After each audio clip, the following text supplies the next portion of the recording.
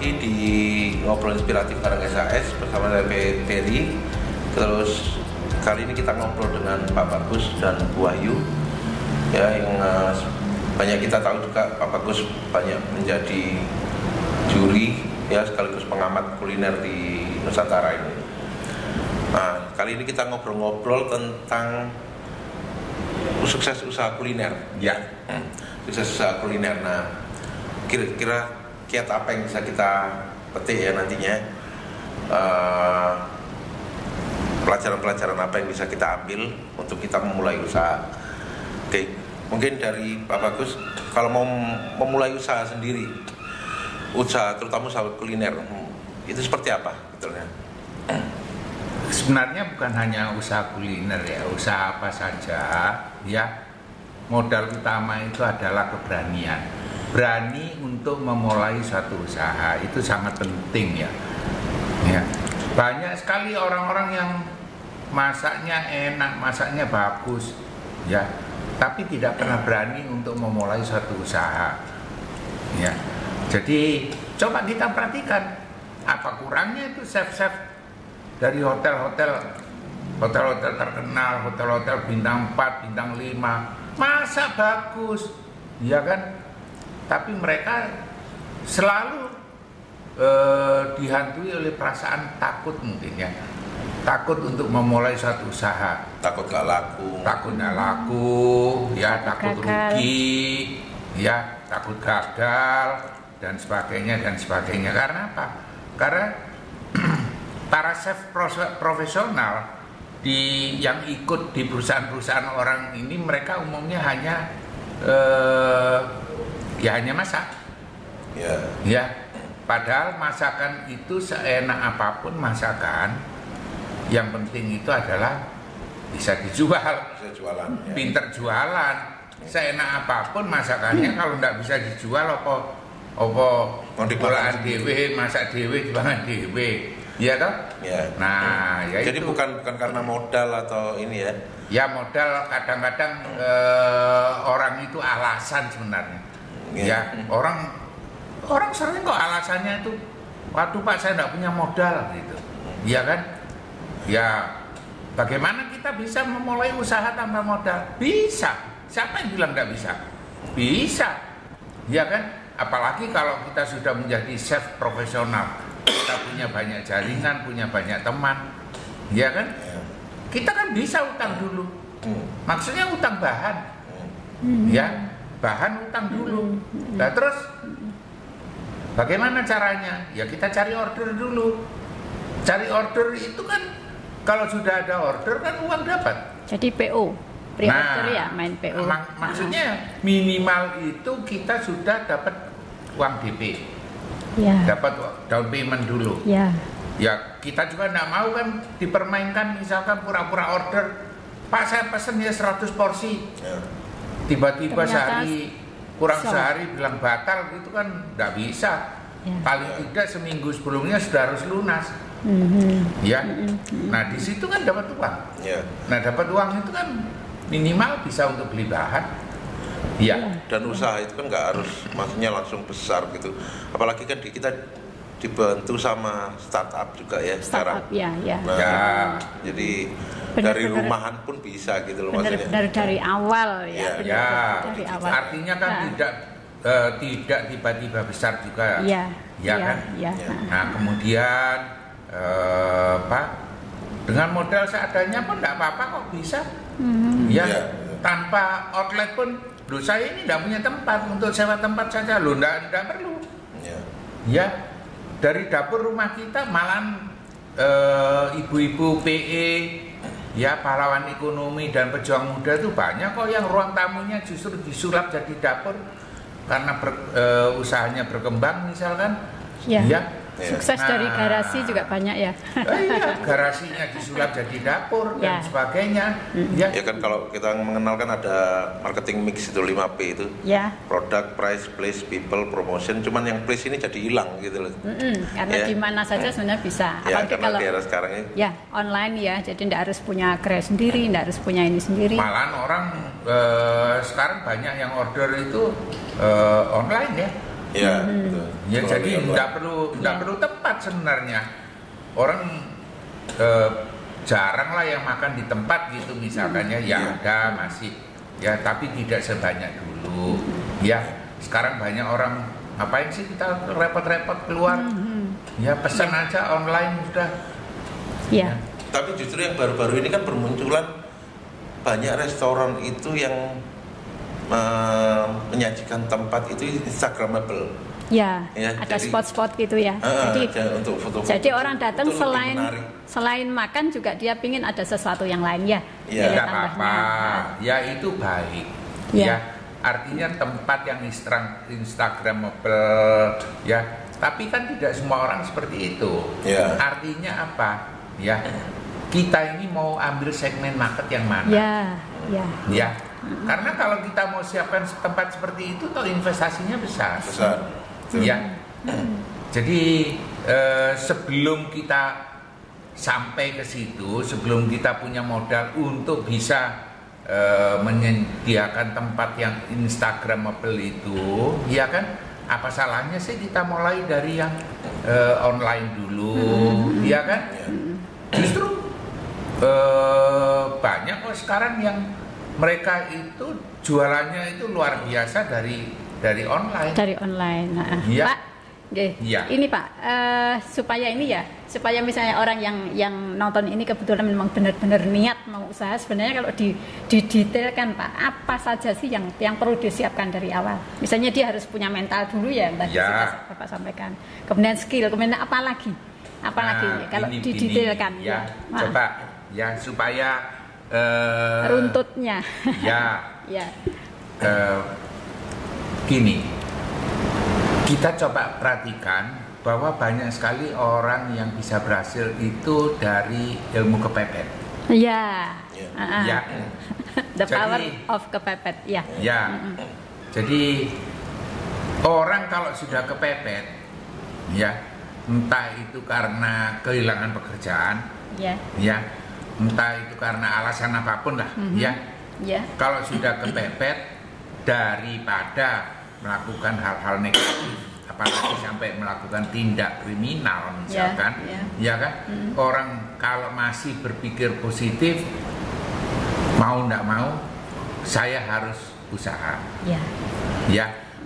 Jadi saya harus menjalankan usaha, ya. Bagaimanapun saya harus tanggung jawab kepada keluarga, anak, istri dan sebagainya misalkan gitu. Seberat apapun, sesusah apapun tak lakoni namanya gitu ya. Nah, dari situ keberanian itu akan muncul. Nggak ada lagi pikiran bahwa nanti saya takut nggak laku dan sebagainya. Pokoknya hal-hal yang negatif itu kalah sama keberanian kita karena kepepet itu. Ya.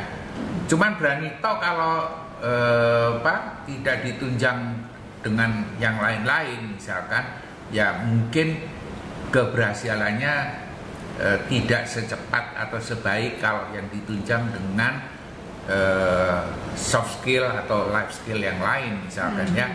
Jadi katakanlah begini, kalau kita mau usaha kuliner ya paling tidak kita harus paham usaha kuliner itu yang bisa berhasil itu yang bagaimana ya.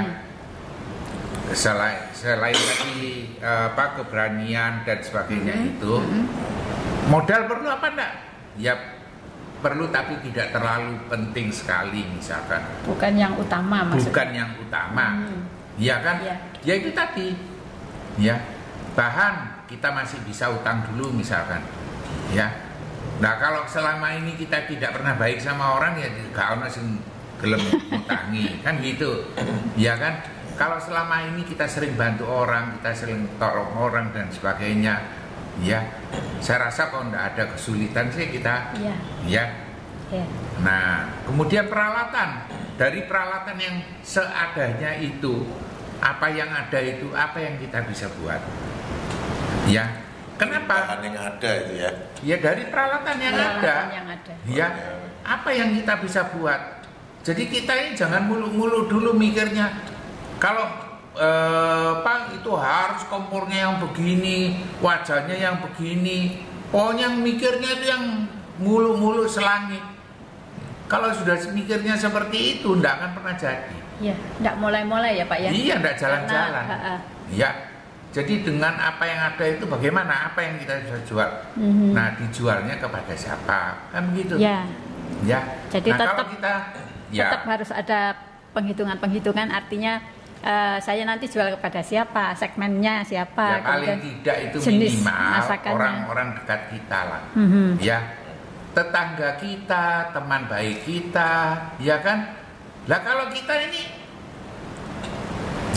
sama orang gitu ya. Nggak baik sama orang, nggak baik sama tetangga, nggak punya teman. Lah terus dodolanan sopo? Terus siapa yang mau bantu? Mungkin dipikirnya mau jualan online terus langsung laku sendiri di online kan gitu. Nah, tanpa jaringan gitu. Iya. Ya, jualan online kan juga tidak langsung begitu saja. Iya kan? Iya. Itu kan juga pasti ada trik-triknya dan sebagainya begitu ya, ada caranya lah ya. Justru yang lebih cepat berkembang itu kalau relasinya dia banyak kan. Nah, temannya banyak, relasinya banyak, ya toh? Ya. Itu akan cepat kan berkembang gitu karena banyak yang bantu, Ya. ya. Nah, kemudian kalau kita usaha kuliner, ya kita sendiri juga harus paham tentang kuliner itu. Apa yang kita mau jual, ya. Katakanlah begini, kalau saya mau jual masakan-masakan Jawa misalkan itu, ya masakan Surabaya yang gampang-gampang aja lah misalkan gitu ya, contohnya ini ya saya harus betul-betul paham, mengerti yang masakan Surabaya itu yang otentik yang seperti apa, yang enak itu seperti apa, ya. Jadi orang belajar, istilahnya orang belajar ya harus tahu ciri khas makanannya dulu, jangan bukan belajar masaknya dulu kan gitu ya. Ya, jadi harus tahu makanan itu yang benar itu seperti aslinya, apa. rasanya seperti apa kan gitu ya. Iya, jadi bukan asal-asalan gitu loh. Ya. Jadi namanya jual makanan, minuman, pokoknya kuliner itu rasa itu ya penting, bagus. Ya rasa itu enak. Enak itu menurut siapa? Enak itu nanti menurut yang beli. Jangan enak itu menurut kita yang buat. Ya, tapi kita sendiri juga harus tahu. Kalau ini misalkan menurut saya ini sudah enak, nanti ketika ada tamu yang beli dan sebagainya, ada baiknya kita minta masukan. Ya, kira-kira masakan kami ini, masakan saya ini kurang apa dan sebagainya, ya. Dan itu juga salah satu cara untuk kita menjalin hubungan secara psikologis kejiwaan dengan tamu. Kalau tamu misalnya bilang, wah ini kalau menurut saya kurang pedes misalkan gitu. Ya, baik Pak, nanti kalau Bapak atau Ibu kesini lagi bilang ya, kita tambahin. Nah, gitu. Kalau itu aja gampang lah. Ya, katakanlah oh ini kurang bumbu dan sebagainya. Baik, ya. Tapi tidak semua masukan boleh kita terima ya, boleh kita tampung. Ya, ditampung aja boleh, tapi mana yang harus disaring lagi jadi gitu. Bahan evaluasi ya, jadi bahan evaluasi. Cuman kalau kita kaku, tidak mau menerima saran, tidak mau menerima kritik dari pembeli, maka mereka akan habis. Ya, kalau kita, ya itu tadi yang saya katakan bahwa enak ini menurut siapa?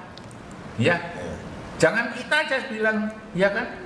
Loh, ki masakanku enak, ya ini enak. Ya enak kalau menurut saya, tapi tidak enak menurut pembeli loh. Ya itu tadi. Masak dewe, dipangan dewe kan gitu. Iya kan?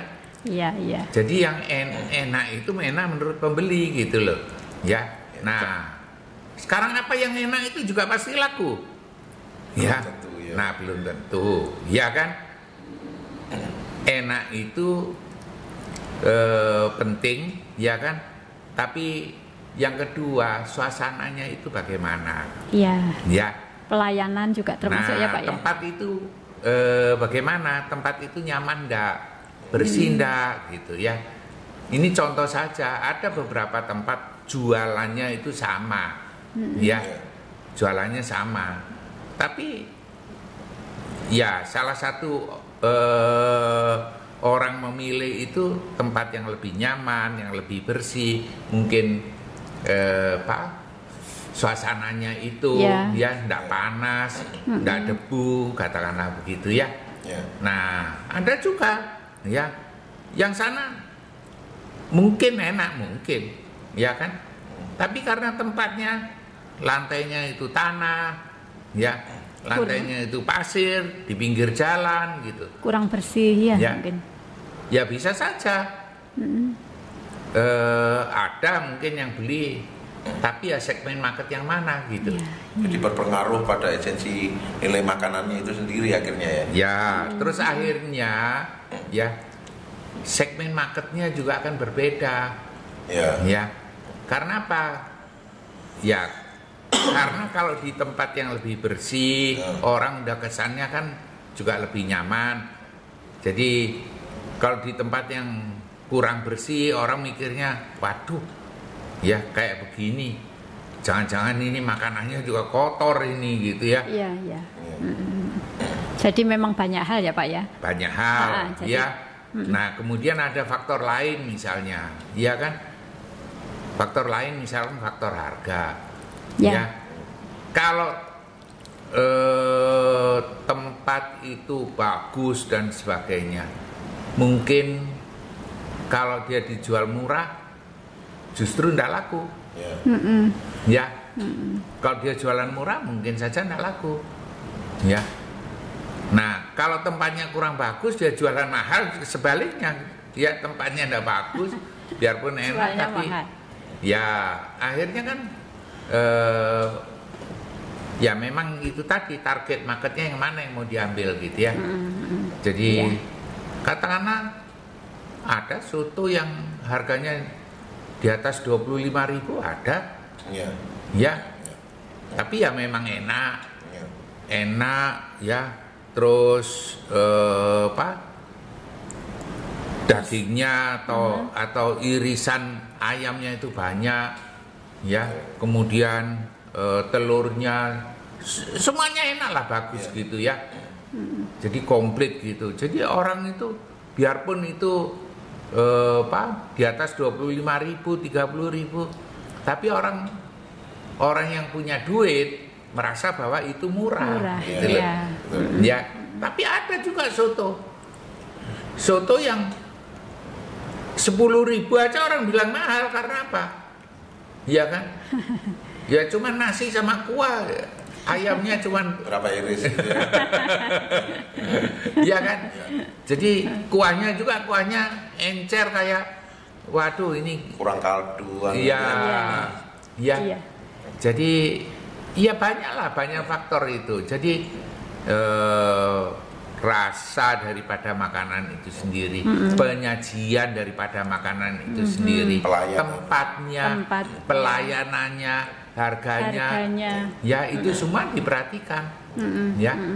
Nah kalau online bagaimana Pak? Kalau saya jual online bagaimana? Ya kemasannya mesti bagus, ya, kemasannya mesti bagus, nyampe itu cepat nyampenya, sehingga ketika dimakan itu juga masih bagus, masih fresh, ya.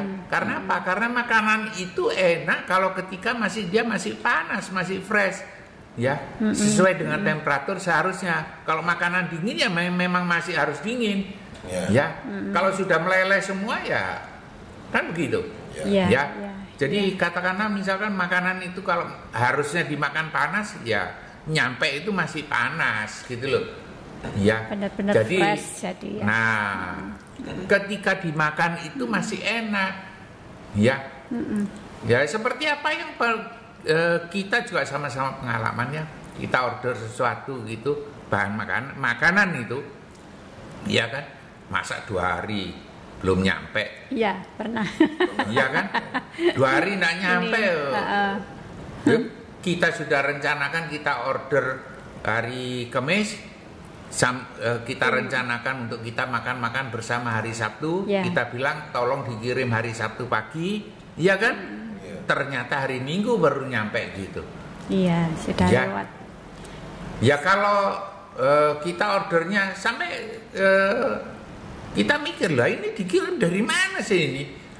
Sampai kita tanya ini dikirimnya dari mana ini? Kenapa sampai sekian hari tidak datang ini? Padahal kita ini di Surabaya ini barang dikirim dari mana ini? Ternyata dari Sidoarjo. Loh, dari Sidoarjo ini lewat mana dikirimnya? Apa dikirim lewat Juanda? Iya toh. Nah kalau dikirim lewat Juanda terus dibawa kemana dulu ini barangnya ini? Jadi Akhirnya ya kita kecewa lah gitu ya. Iya. Ya sudah cukup sekali itu aja lah. Ya Iya. pengalaman gitu Iya. ya. Ya sudah. Jadi yang online juga penting sekali ya. Misalnya ngasih tahu ke konsumen, misalnya order hari apa, dia akan datang hari apa. Iya. Soalnya itu nanti misalnya mau dipakai apa dan sebagainya itu nggak sampai. Dan sebetulnya kalau jaraknya juga nggak terlalu jauh dan tidak menggunakan ekspedisi apa kan bisa lah. Iya diantar langsung. gitu ya. Iya. Ya, apalagi kalau dari Sidoarjo mamanya ke sini, ya kan? Ya apa salahnya sih?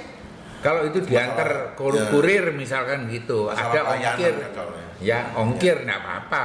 Atau ya kan? kalau misalnya pun ada sesuatu ya Pak ya, misalnya biasanya cuma sehari, kok itu lewat dari sehari. Nah harusnya ada komunikasi, ya kan, supaya konsumen tidak kecewa ya.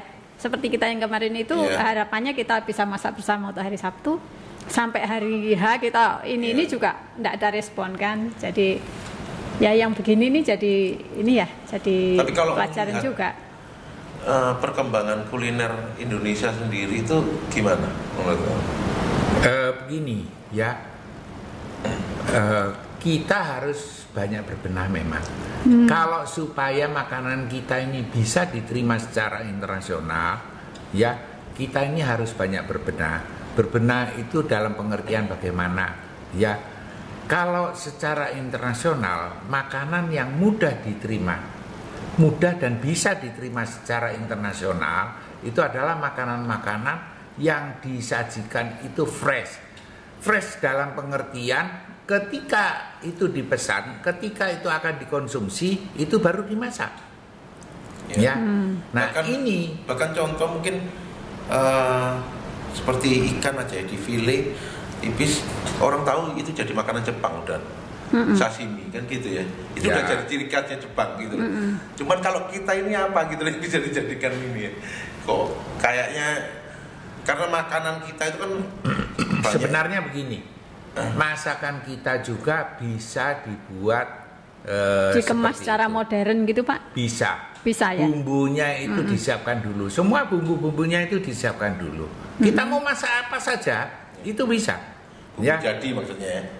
Ya, katakanlah kita mau masak lodeh, bumbu lodeh itu sudah dibuat dalam bentuk pasta dulu. Ketika kita mau masak lodeh, saya mau masak lodeh hanya untuk satu porsi saya saja makan.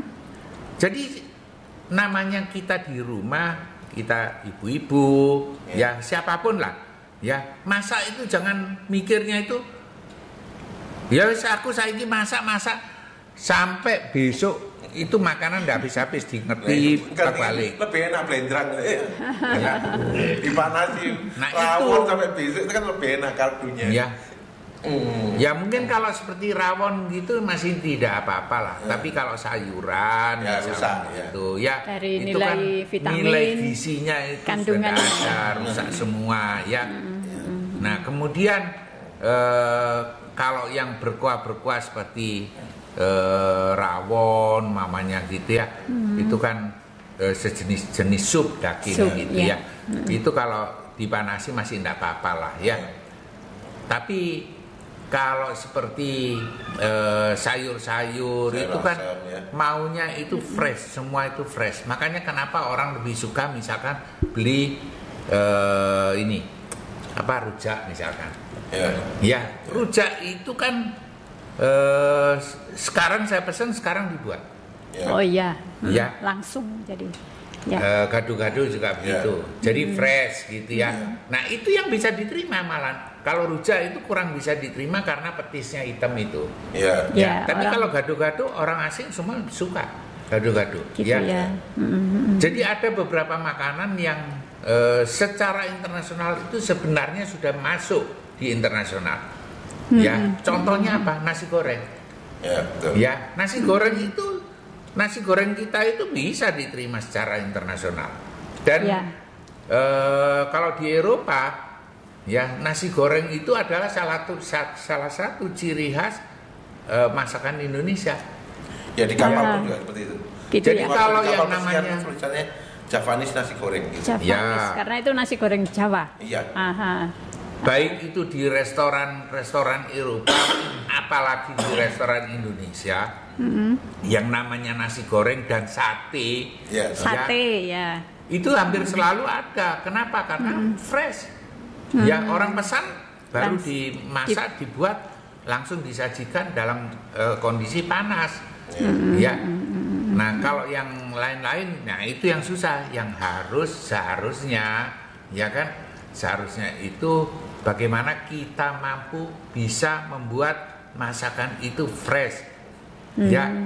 Nah, kalau misalkan kita juga tidak bisa kok memaksakan, Pak, ini bagaimanapun ini harus diproses lama gitu loh. Apa Ya. karena itu ya? Jadi karena bumbu-bumbunya yang kompleks itu yang bikin sulit untuk ini ya, jadikan itu otentik. Tidak, bumbu kompleks, bumbunya terlalu banyak, macam-macam bumbu itu saya sudah katakan tadi. Bisa dibuat pasta. Bukan Disiapkan dulu bumbunya. bahan rempahnya itu yang Oh, sulit mereka didapat sulit di cari. luar Ada untuk kok. dibuat internasional. Ada kan? Oh, Ini. enggak. Yang saya tahu di Belanda juga ada kok toko-toko Yang- rempah-rempah, bahan-bahan bumbu-bumbu masakan Indonesia ada, ya kan? Cuman kalau dengan alasan prosesnya memang harus lama, ya sudah, jangan, kita tidak bisa paksakan makanan atau masakan yang seperti itu gitu loh. Yang bisanya yang mana? Ya yang bisa dibuat secara fresh. Ya, Ya. katakanlah misalkan lodeh, ya kan? Lodeh apa bisa dibuat fresh? Bisa, Ya. ya kan? Yang bumbunya dibentuk pasta dulu. Nah, tadi. bumbunya dibuat dengan pasta, pakai hotpot, Santan. iya Hotpot kan? ya, Ya, pakai masuk, hotpot. Tinggal bumbu, santan sama bahannya apa saja. Masuk, Ya. Sayurannya. Sayurannya maksudnya. sama, katakanlah ada udang, ada cumi, ada apa, daging atau apa, Ya. ya kan? Masuk. Ya paling lama 15-20 menit selesai kok itu. Pakai hotpot aja. Malah- Ya kan? malah Nah, lebih- dihidangkan dalam kondisi panas pakai hotpot, tentu itu Fresh. siapapun ya Benar-benar siapapun fresh, suka.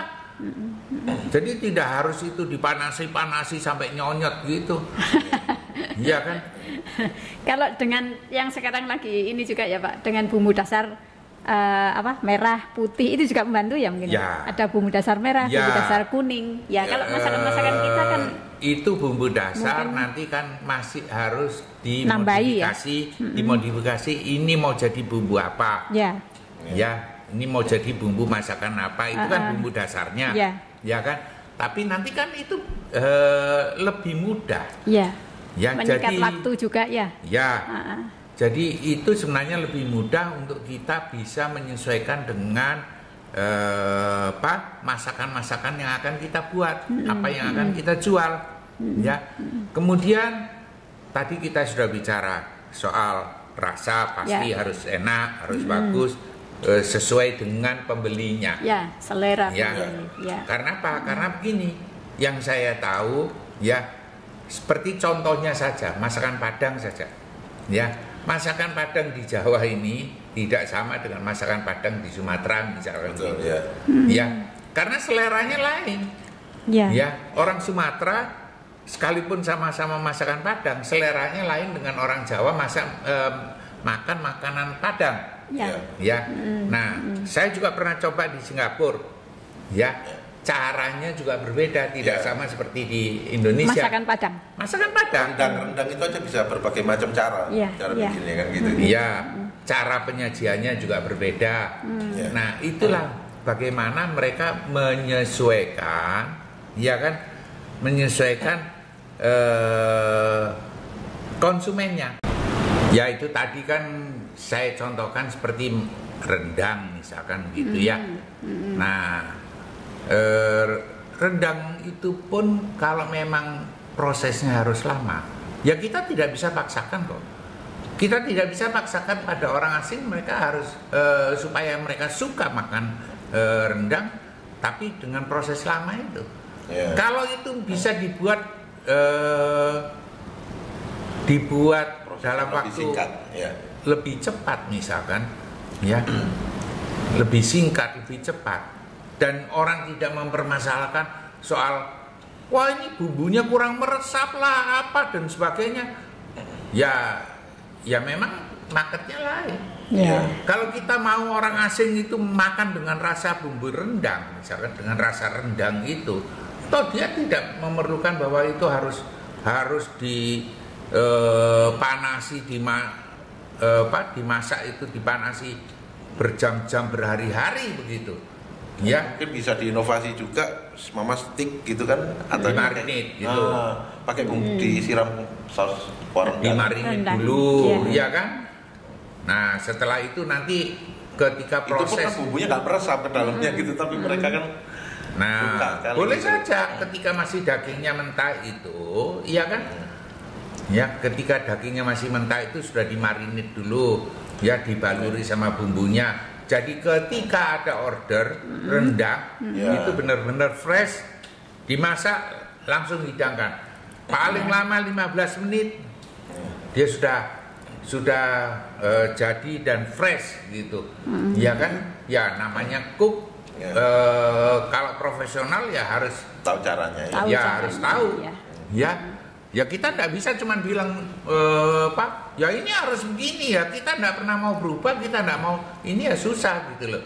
Dan kemudian ya cara penyajiannya mungkin dibuat yang lebih atraktif, lebih menarik begitu ya.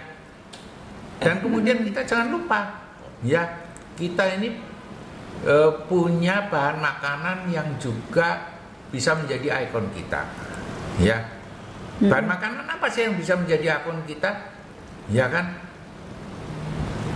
yang pasti itu tempe. Tempe, Nah, ya.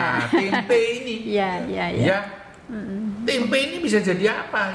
Tempe ini pasarnya besar. Kalau Ya. tahu masih ada tofu gitu ya di luar, Ya. dari Cina, Jepang. Tapi kalau tempe Kalau ini tempe nggak ada, memang benar-benar khas dari khas. sini ya. Ya, itu di seluruh dunia orang tahu kalau tempe itu ya dari Dari Indonesia. Indonesia, ya. Nah, ini mestinya Yang kan? harus Jadi potensi ya. yang harus di-create ya. Ya, ini ya. jadi olahan-olahan tempe ini bagaimana? Ya, kenapa saya katakan begitu? Karena sekarang orang cenderung makan itu makanan sehat. Ya, ya. Ya, nah orang makan tempe itu adalah makanan sehat. Ya. Ya, selain proteinnya tinggi. Ya. Ya, ini untuk orang yang apa itu tidak Apa? mau daging. Oh, vegetarian. Vegetarian ya. Ya. Orang yang vegetarian kan banyak orang saya makan ini untuk sehat. Saya nggak mau makan makanan daging apa dan sebagainya, ya kan? Nah, tempe itu bagus, sangat bagus, dan itu di seluruh dunia sekarang itu justru trennya itu orang makan sehat dan vegetarian. Ya. Yang Betul, mestinya saya pernah lihat vlogger gitu dari Inggris, orang bule itu dia sampai belajar ke Indonesia untuk bikin tempe. Cara terus dia membuat jual di tempe. Inggris. Ya. Ya. Dia produksi, dia jual makanan tempe itu di Inggris. Ya. Itu ada itu.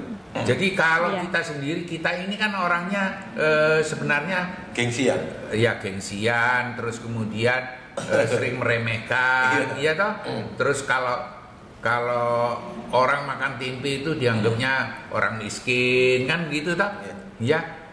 Kita tidak melihat bahwa tempe itu potensinya sangat besar, sangat bagus. Ya. Kadang ikut-ikutan gitu loh. Suka ikut-ikutan, nanti kalau ini booming baru dia ikut. Kan gitu ya. Yang ini booming dia ikut. Padahal Ya. tempe kan juga fleksibel ya Pak ya, bisa dimasak apa saja kan itu ya. Bisa dimasak apa saja, Iya. ya kan? Steak, mau yang dibuat steak, Iya. mau dibuat makan bisa semua ya. Bisa, ya. Ini contoh saja kita sudah bikin video ya lebih dari 20 video tutorial untuk olahan tempe ya. Ya, jadi kita bikin burger tempe, ya kita bikin sandwich tempe, kita bikin lasagna tempe, kita bikin makaroni tempe, ya. Kita bikin cannelloni tempe, kita bikin spaghetti tempe, kita bikin mie. Mie tempe, semuanya dengan tempe, ya. Itu kan upaya kita untuk mempromosikan, memperkenalkan supaya masakan tempe Indonesia lebih juga, bisa diterima di internasional. Tapi kalau dari sisi pemerintah sendiri, gimana menurut? Pemerintah sekarang ini justru ya kan, pemerintah mendorong ya, pemerintah artinya inilah berusaha mendorong aneka olahan tempe, ya. Jadi ya bagus sekali sebenarnya, sudah sesuai sejalan dengan upaya-upaya pemerintah, ya. Sampai Polo Pendem juga ya. Ya. Untuk ketahanan pangan, dan juga sebenarnya itu memperkenalkan juga pengganti nasi ya kalau nggak salah ya. Pengganti nasi. Ya. Jadi katakanlah kita buat mie tempe saja. Mie-nya itu bukan dari terigu. Bagaimana mie itu dari labu kuning misalkan. Ya, mie itu dari aneka sayuran. Ya, sayuran. Aneka sayuran. Ya kan? Mie itu dari kentang. Dari ketela, ya, mie itu dari ubi misalkan gitu, ya. Jadi artinya dari bahan-bahan yang banyak kita mudah dapatkan di sini dan murah, ya. Itu bisa menjadi makanan yang punya nilai jauh lebih bagus. Kita ini seringkali meremehkan, ya. Kita sering meremehkan bahan-bahan. Ya, kadang-kadang kita wala telo gitu, ya kan? Ya, orang nggak tahu kalau konyaku itu juga dari telo. Iya kan? Ya, jadi konyaku itu telo, tapi harganya berapa? Iya kan? Nah, berarti artinya kita ini akhirnya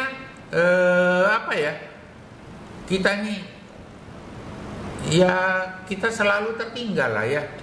Jadi banyak anak-anak muda yang wirausaha itu justru berjualan dengan makan makanan luar ya, sampai jajanan-jajanan ya kan, ada takoyaki, ada kayak macam-macam dorayaki yang gitu-gitu, yang murah-murah, sushi atau apa, justru yang gitu-gitu kenapa tidak masakan kita yang diangkat untuk yang ini kan gitu jajanan kita, padahal kan juga banyak sekali macamnya ya. Atau mungkin sama seperti yang Pak Bagus tadi sampaikan, perlu inovasi, perlu kreativitas ya, supaya value-nya ya Pak ya itu lebih ke sana ya. Jadi anak muda wirausaha juga harus memikirkan harus ikut bertanggung jawab juga untuk perkembangan kuliner Indonesia sendiri gitu ya. Mungkin pertanyaan terakhir Pak Bagus, pesan untuk generasi milenial sekarang ini untuk lebih mencintai masakan Indonesia itu? Begini loh ya, kita ini jangan hanya ikut-ikutan. Kita sebaiknya jangan hanya ikut-ikutan, tapi usahakan untuk kita ini maulah sedikit kreatif, melakukan inovasi-inovasi. Ini contoh saja ya. Contoh, kalau semua orang jualan bakso, ya enggak apa-apa, ya kan? Ya memang bakso banyak laku lah misalkan begitu. Tapi bagaimana bakso kita ini menjadi bakso yang punya kelebihan sendiri. Yang ditunggu-tunggu orang, yang dicari orang. Dari mulai bahannya saja, ya kan? Bisa saja itu bakso, tapi bakso itu nanti kemudian dimodifikasi, dikembangkan bakso kikil, ya kan? Nanti ada bakso iga, ada bakso apa lagi, terus dikembangkan, ya. Bakso dikombinasi dengan masakan bahan-bahan makanan Jepang, Bahkan sekarang ada bakso rawon, memangnya inovasinya ya, bakso rawon, bakso soto, macam-macam lah kalau sekarang variasinya Akhirnya jadi jangan ikut-ikutan saja. Coba ya. punya ciri khas sendiri gitu Pak. Ya. Maksudnya? Punya ciri khas sendiri. Kemudian ya dari cara jualnya juga. Ya. Ya. Kan? Kalau misalkan orang lain cuma tuk. Oh, Ya. bakso. Nah, kita mungkin baksonya nawarkannya dengan cara lain. Ya. Ya kan? Bisa. Mungkin dengan semacam neng nong atau apa gitu. Iya. Orang tahu, oh ini bakso yang ini. Ya, berbeda. Ya. Atau Jadi- dia sudah pakai teknologi. Ya kan?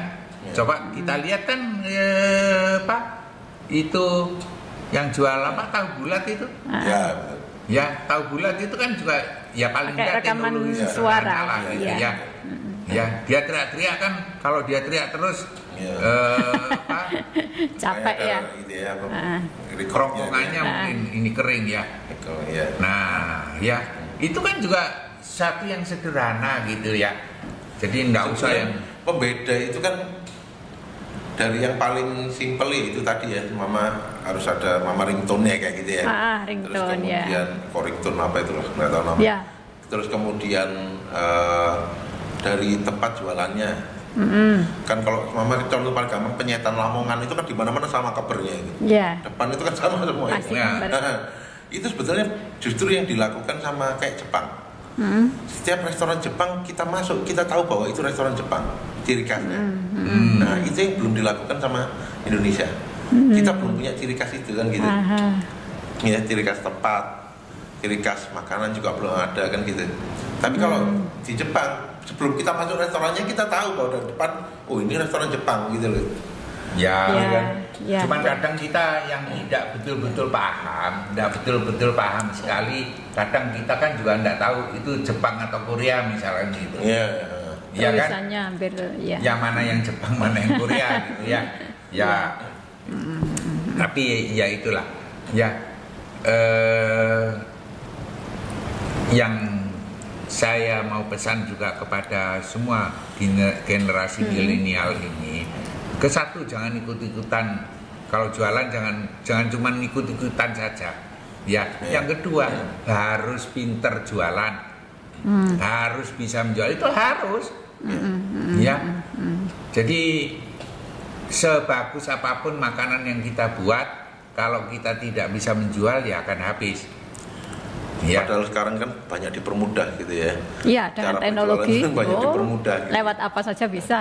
Ya, Ya. dibandingkan dengan dulu sampai ya memang dulu tanpa teknologi tapi dari mulut ke mulut Ya. orang sampai tahu masuk ke gang-gang gitu kan nggak tahu gitu loh maksudnya. Sampai Ya dibelani-belani. prosesnya lama. Ya. Ya prosesnya lebih lama. Yang sekarang ini prosesnya lebih mudah dan lebih cepat karena teknologi ya. Ya. Nah itu yang mestinya dimanfaatkan oleh generasi milenial ya, bahwa mereka akan bisa lebih cepat ya dengan bantuan teknologi itu. Iya. Ya. Harus tahu cara memanfaatkannya itu. Iya. Ya, ya. Oke. Oke, itu saja. Mungkin sampai di sini dulu ya obrolan kita di ngobrol inspirasi bareng SAS. Nanti kita lanjut lagi, sambung lagi dengan Tema-tema yang lainnya, Ya. yang lebih menarik dan inspiratif pastinya. Oke. Oke, terima kasih. Sampai jumpa.